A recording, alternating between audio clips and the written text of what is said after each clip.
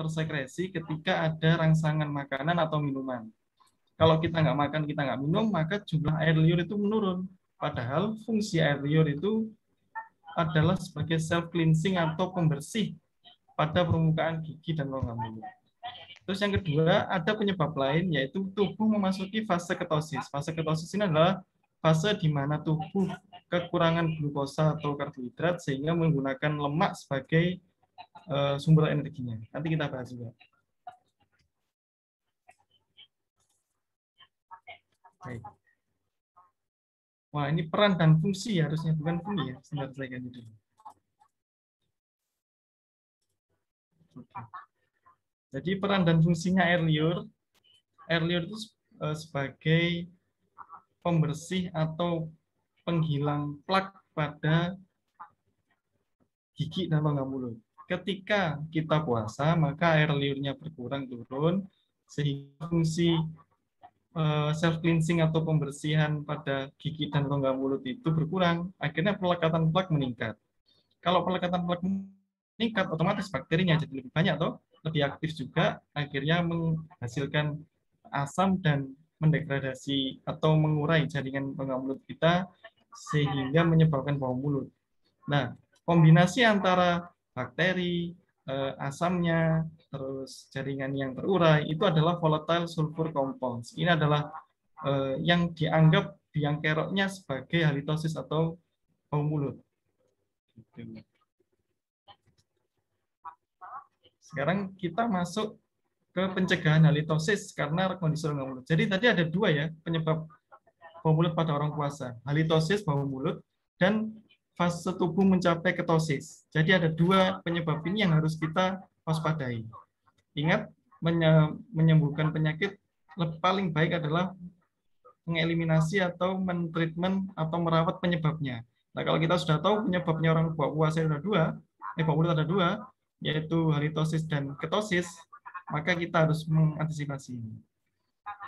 Kita bahas satu-satu. Kita bahas dulu yang pencegahan halitosis atau bau mulut atau yang bersumber dari rongga mulut kita. Nah, ini gigi berlubang. Seperti teman-teman bisa lihat, gigi lubang ini berbentuk seperti mangkok atau berbentuk seperti wadah, yang mana kalau kita makan, kita minum, kita sahur, makan makanan ini masuk ke dalam lubang ini. Nah, padahal seharusnya yang ini kan nggak lubang toh, karena kita kemasukan makan makanan sama debris-debris ini akhirnya membusuk di sini, dimakan, diproses oleh bakteri, menghasilkan asam, jadilah VCS tadi atau volatile sulfur compound tadi. Seperti teman-teman tahu, sampah organik yang isinya sayur dan sisa makanan sama sampah plastik lebih bau mana? Lebih bau sampah organik kan? Sama plastik kan lebih bau, sampah makanan kan, sisa makanan lebih bau kan? Sama seperti kondisi gigi kita yang berlubang. Kalau ada gigi yang lubang, akan terkumpul sisa makanan, maka akan menyebabkan bau mulut. Baiknya sebelum puasa atau justru nggak harus nunggu puasa ya, dalam kondisi apapun kita harus mencegah gigi kita berlubang. Ataupun kalau sudah berlubang maka harus segera ditambal, harus segera diobati supaya tidak menjadi penumpukan sisa makanan. Terus yang kedua adalah kondisi gusi kita yang biasanya paling gampang ditandai dengan adanya karang gigi. Karang gigi ini biasanya menumpuknya awalnya hanya di leher gigi, perbatasan antara gusi dan gigi, leher giginya ini. Namun kalau semakin lama dibiarkan, semakin lama menumpuk, bisa jadi memenuhi sampai ke ujung gigi, seperti gambar yang kanan ini. Ini kalau sudah gini, wih, baunya, teman-teman koas mungkin bisa membayangkan ya, baunya gimana ya. Nah, bahkan kalau sudah sampai ke ujung akar, maka perlekatan gigi itu tidak ke tulang rahang, tapi justru perlekatan gigi itu berada di karang giginya. Ini bahaya kalau sudah gini, ini giginya bisa goyang semua, tidak bisa diselamatkan, maka harus mau nggak mau dicabut. Padahal mungkin tidak lubang giginya, seperti ini kan, giginya tidak lubang, tapi karang giginya numpuk, sehingga ketika tidak ada perlekatan dengan tulang rahang, giginya goyang, nggak bisa buat makan, akhirnya mau nggak mau dicabut. Nah, ini harus pakai gigi palsu nanti. Selain itu ya bau mulutnya, waduh. Maka dari itu teman-teman wajib periksa setiap 6 bulan sekali untuk ke dokter gigi, diperiksakan kan giginya atau tidak. Kalau ada memang harus dibersihkan. Dan setelah dibersihkan, teman-teman juga harus wajib menyikat gigi dengan benar. Jadi sikat gigi nggak cuma rajin waktunya ya, tapi juga harus benar tekniknya, metodenya supaya penumpukan karang gigi di leher gigi ini tidak terjadi.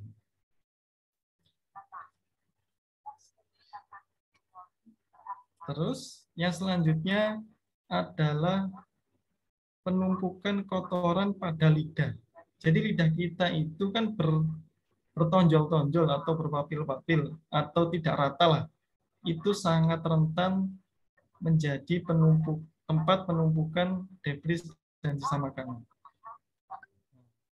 Padahal 70-80% penyebab bau mulut itu berasal dari lidah. Seperti ya ini gambar yang kiri ini kotor tang yang parah. Ini juga geografik tang menunjukkan bahwa lidah itu tidak rata, sehingga kalau tidak dibersihkan maka bau, meskipun kita sikat giginya bersih ya, tapi kalau lidahnya tidak dibersihkan, hampir pasti bau mulutnya masih ada, meskipun giginya nggak ada lubang, karena giginya sedikit. Tapi kalau lidahnya kotor, nggak pernah dibersihkan, wah pasti masih bau mulut. Karena memang 70% penyebab bau mulut ini berasal dari lidah. Maka dari itu, rekan-rekan sekalian, dibiasakan setelah menyikat gigi itu terakhir lidahnya yang disikat. Kalau memang punya tang scraper atau membersih lidah seperti gambar yang kanan bawah ini bisa dipakai. Atau kalau memang punya sikat gigi aja, ya sikat giginya disapukan di lidahnya. Ini supaya untuk menghilangkan debris-debris yang tersangkut di tonjol-tonjol lidah itu. Terus yang selanjutnya, ya teman-teman waktu sahur jangan makan makanan yang bau menyengat, bawang, berambang, bombay, pete, jengkol, durian ini harus dihindari ketika sahur. Karena ketika pun bisa jadi ada 2 kemungkinan ya, makanan ini menyangkut di sela-sela gigi kita, tertinggal di rongga mulut, jadi bau mulutnya masih ada, ataupun sudah masuk semua, jika gigi bersih, tapi kan di perut kita masih diproses makanan itu. Jadi ketika kita bernafas atau ngomong, tukar.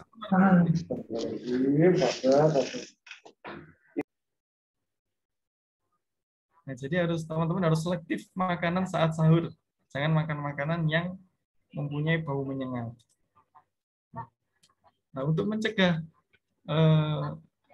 bau mulut saat puasa yang asalnya dari halitosis bau mulut, maka ini ada beberapa tips. Yang pertama, makan sayur dan buah yang mengandung banyak air saat sahur.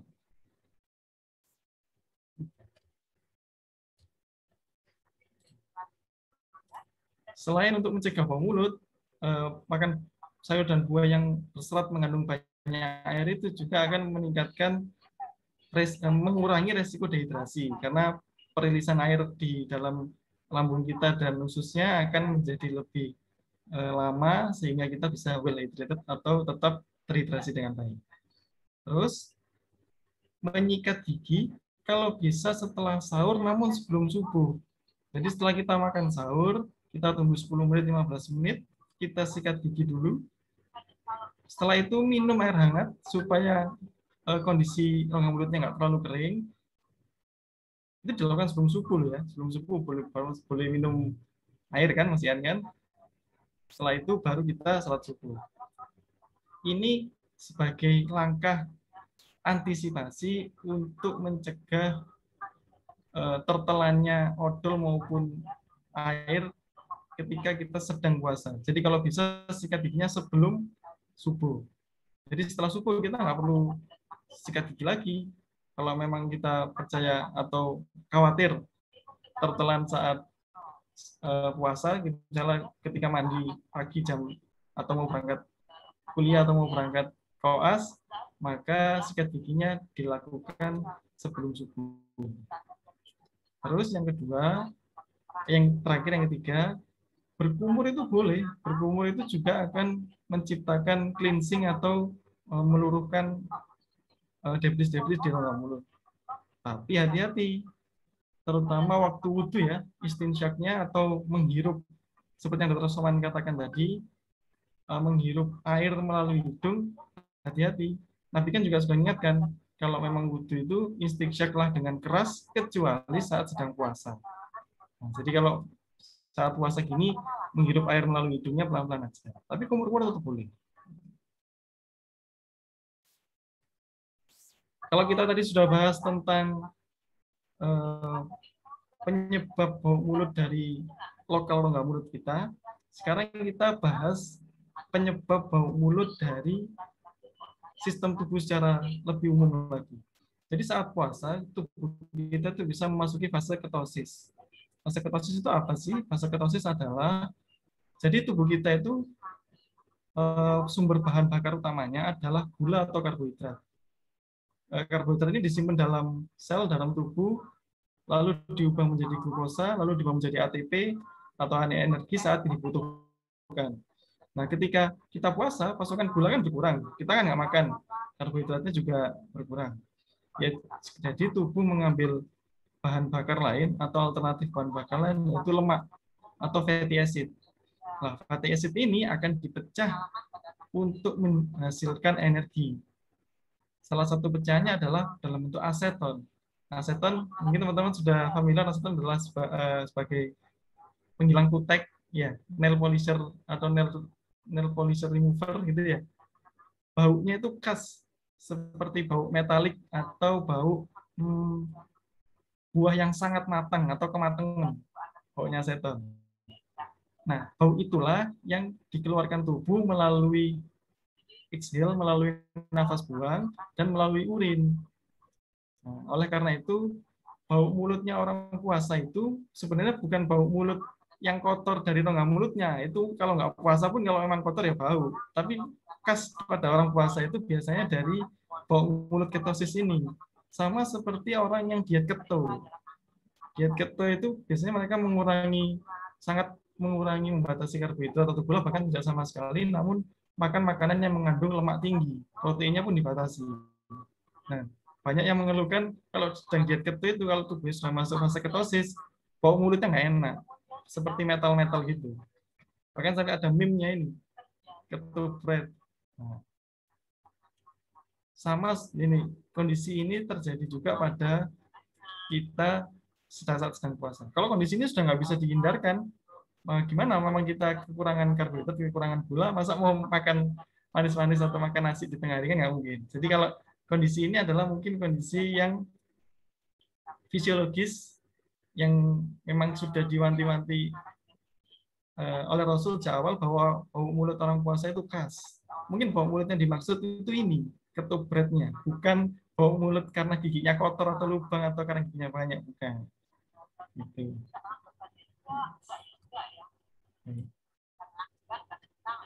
Sudah sekian, mungkin itu yang bisa saya sampaikan. Kalau memang ada pertanyaan, monggo.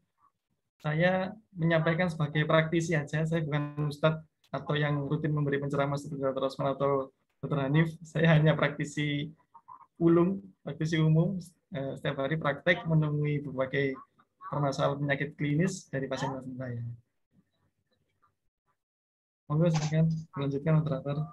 Baik, terima kasih banyak Dr. Mirza atas penyampaian materinya terkait dengan bagaimana cara mengatasi bau mulut ini pada saat berpuasa, yang mana tentunya ini materi yang sangat menarik ya para hadirin sekalian, karena ini merupakan masalah yang nyata, masalah yang benar-benar kita temui pada saat ini, seperti itu. Dan memasuki ke acara selanjutnya, yaitu sesi tanya jawab. Ini sudah ada beberapa pertanyaan yang masuk. Yang pertama ada dari Fulan, jadi izinkan saya untuk menyampaikan pertanyaannya ya Ustadz. Yang pertama ini, izin bertanya, tips untuk mengurangi halitosis, mengapa sikat gigi diikuti dengan air hangat, dokter? Apakah boleh dengan air dingin saja? Seperti itu dok. Mungkin boleh langsung dijelaskan Dokter Mirza, terima kasih. Sebenarnya tidak ada alasan khusus. Cuman kebiasaan saya aja, kebiasaan setelah menikah gitu kan mulut cenderung lebih kering, mulut cenderung lebih dingin karena mungkin sikat giginya, pasta giginya ada mentol atau minyak. Jadi kalau ketika kita minum air dingin itu biasanya semakin kering. Rasanya itu makin makin keset, makin kering. Justru kalau kita kasih air hangat itu bisa mengembalikan suhu suhu rongga mulut menjadi lebih fisiologis, lebih menyamai suhu tubuh, jadi bisa lebih enak. Setelah itu enggak terasa keset atau enggak terasa sangat kering gitu. Maksudnya gitu aja sih.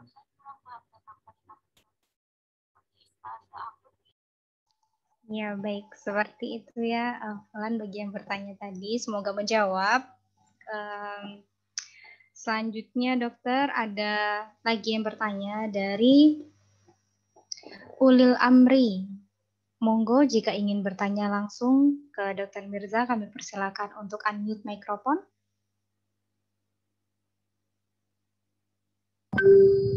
Baik, terima kasih. Nah, apa-apa tampilkan video ya. Nah, sebelumnya Assalamualaikum warahmatullahi wabarakatuh, dokter.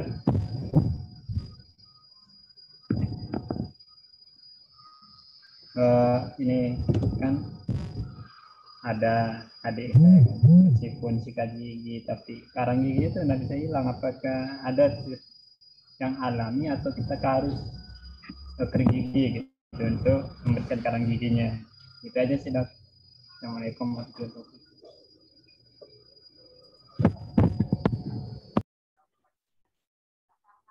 Baik, terima kasih pertanyaannya.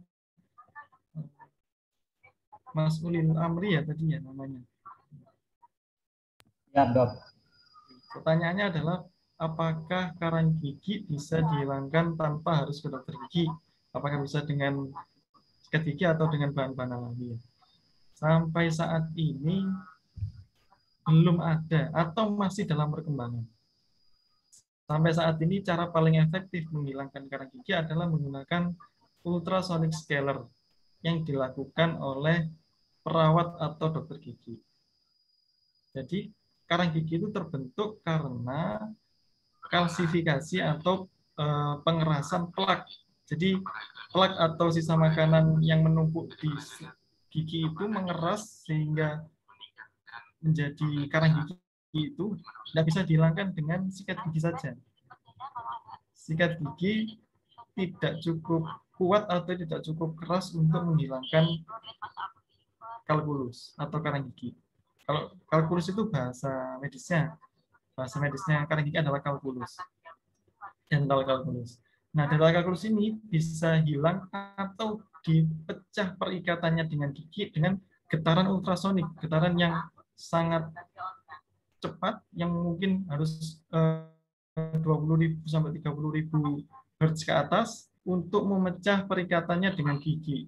Nah, alat ini namanya ultrasonic scaler atau orang-orang kalau bilang perawatannya namanya scaling. Nah, scaling ke dokter gigi itu adalah untuk menghilangkan atau merontokkan, memecah perikatan kalkulus dengan gigi. Sampai saat ini belum ada metode lain yang lebih efektif. Memang sedang dikembangkan adalah bahan atau cairan kumur yang bisa merontokkan atau memecah ikatan tersebut. Tapi masih dalam perkembangan, belum dijual bebas. Itu mungkin Mas Ulil Amri, semoga bisa menjawab. Terima kasih Pak Dokter. Sama-sama. Titip salam untuk semua rekan-rekan BSMI Surabaya. Saya asli Lombok Timur tapi sekarang di Kepri. Masya Allah. Dari timur ke barat ini Pak ya? Dari timur ke barat. Kita udah sering ikut bergabung sama RSTKA juga. Oh, Masya Allah. Sehat-sehat. Assalamualaikum warahmatullahi wabarakatuh. Waalaikumsalam. Ya, terima kasih banyak Dr. Mirza.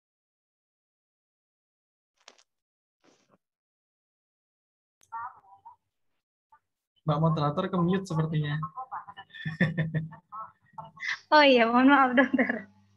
Terima kasih banyak dok atas penjelasannya. Terima kasih juga kepada penanya. Selanjutnya dokter ada pertanyaan lagi yang masuk. Ini dari Asmaul Husna. Monggo silakan di-unmute mikrofonnya jika ingin bertanya langsung kepada Dr. Mirza. Kami persilakan.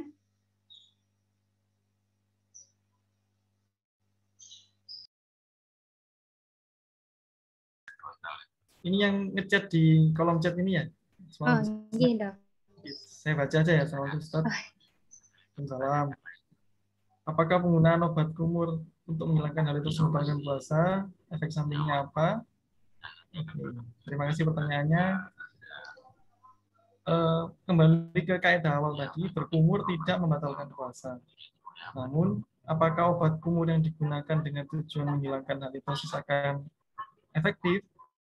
Tergantung penyebab halitosisnya tadi kan. Kalau memang penyebab halitosisnya adalah gigi berlubang dan karang gigi, maka obat kumur tidak bisa mengobati gigi berlubang dan juga tidak bisa merontokkan karang gigi.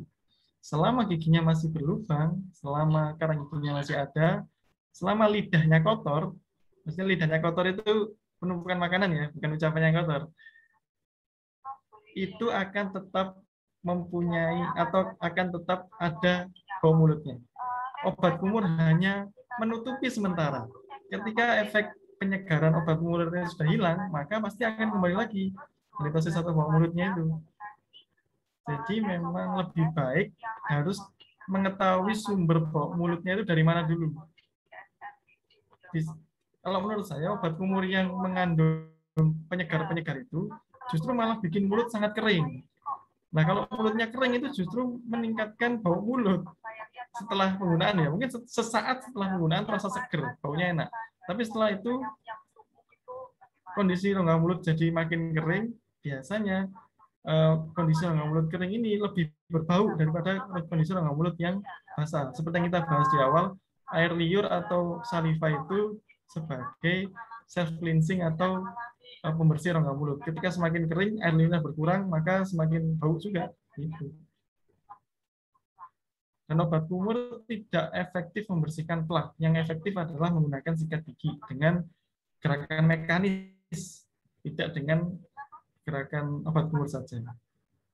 Gitu Mbak Fausna, semoga terjawab pertanyaannya.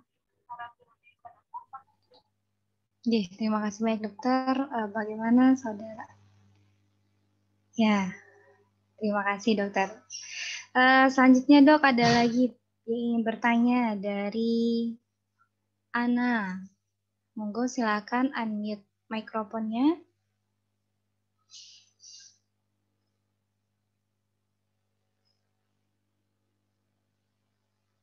Ya, Ana silakan langsung mic.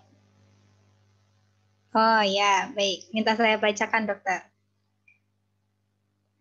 Pertanyaannya, bagaimana menghindari rasa ingin muntah saat menyikat lidah, dok? Seperti itu. Minta tips dan trik ini, dokter.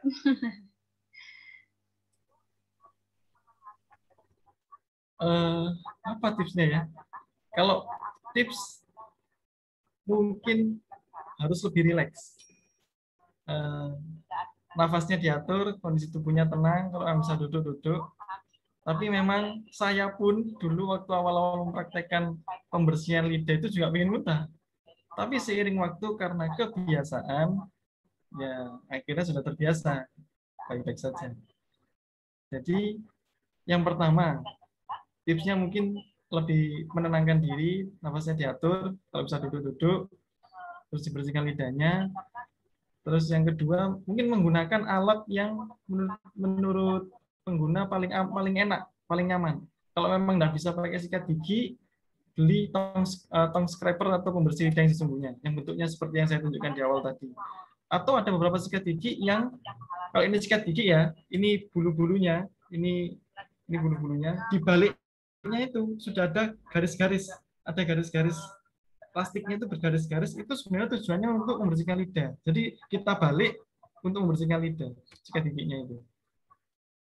Terus yang ketiga ya, dengan kebiasaan. Kalau emang awalnya baru bisa bagian lidah depan dulu, enggak apa-apa. Nanti makin lama makin ke tengah, makin ke tengah, makin ke belakang.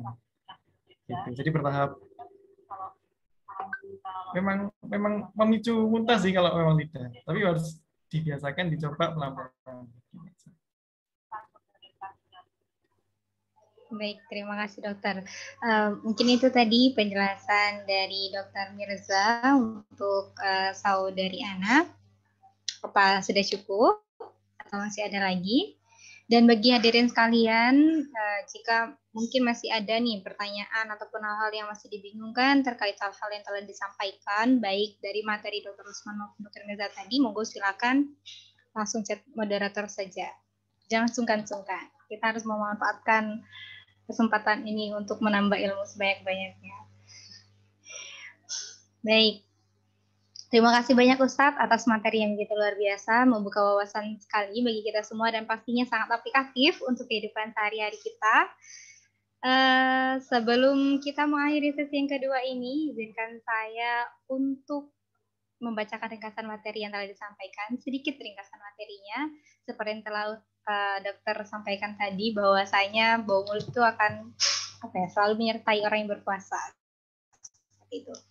Cara yang paling efektif untuk menghilangkan bau mulut ini saat berpuasa adalah dengan menghilangkan penyebabnya. Dilihat dulu dari penyebabnya tadi. Apakah dia dari akibat dari penurunan saliva ataupun karena memang secara fisiologis tubuh itu memasuki fase ketosis itu tadi. Ada beberapa cara untuk tips untuk menghindari bau mulut ini saat berpuasa, yaitu yang pertama dengan konsumsi sayur dan buah ditingkatkan, kemudian melakukan sikat gigi setelah sahur, sebelum subuh pastinya dengan beberapa tips yang Dr. Mirza telah sampaikan tadi. Setelah sikat gigi bisa dilanjutkan mungkin dengan meminum air hangat, dan juga boleh dilanjutkan dengan kumur-kumur seperti itu. Tapi harus hati-hati agar tidak tertelan. Seperti itu, hadirin sekalian. Selanjutnya ada penyerahan sertifikat secara simbolis, dokter, dari panitia. Monggo, mungkin bisa dibantu operator.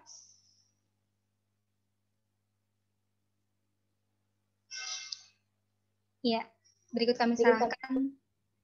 Ya, berikut kami serahkan sertifikat sebagai tanda terima kasih kami, dokter, atas waktu dan juga sharing ilmunya. Semoga kedepannya Dr. Mirza bisa semakin sukses, semangat selalu. Terima kasih banyak, dokter. Terima kasih kembali. Salam sehat untuk semua. Assalamualaikum warahmatullahi wabarakatuh. Waalaikumsalam. Baik, sekali lagi kami ucapkan terima kasih banyak kepada kedua narasumber kita yang telah bergabung pada pagi menjelang siang hari ini, yaitu Dr. Mirza dan juga Dr. Usman. Kami ucapkan terima kasih atas ilmunya.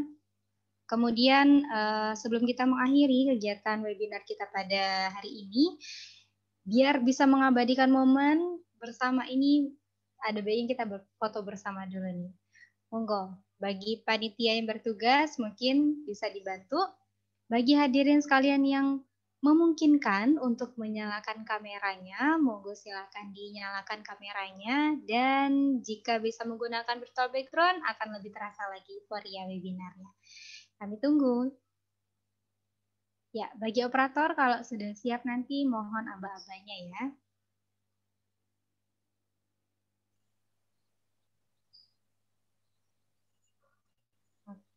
Saya mulai ya. Untuk slide yang pertama 1, 2, 3. Oke, untuk slide yang kedua 1, 2, 3. Untuk yang terakhir 1, 2, 3. Sudah. Baik, terima kasih banyak panitia. Alhamdulillah. Kita sudah sampai pada penghujung acara kita pada hari ini. Semoga apa yang telah disampaikan tadi bisa bermanfaat bagi kita semua, dan juga semoga bisa menjadi tambahan ilmu, wawasan, sehingga kita dapat meningkatkan kualitas ibadah kita di bulan puasa ini.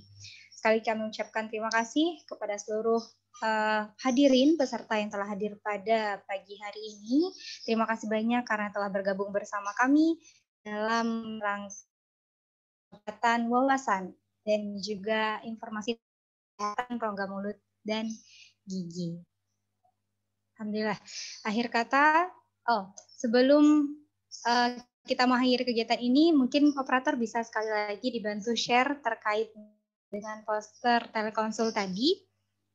Kami informasikan kepada seluruh hadirin sekalian bahwasanya dalam waktu dekat BSMI Korps Kedokteran Gigi ini akan melaksanakan kegiatan telekonsul yang insya Allah akan dilaksanakan pada tanggal 24 dan 25 April mendatang, di mana konsul ini tidak dipungut biaya, gratis. Jadi bagi hadirin sekalian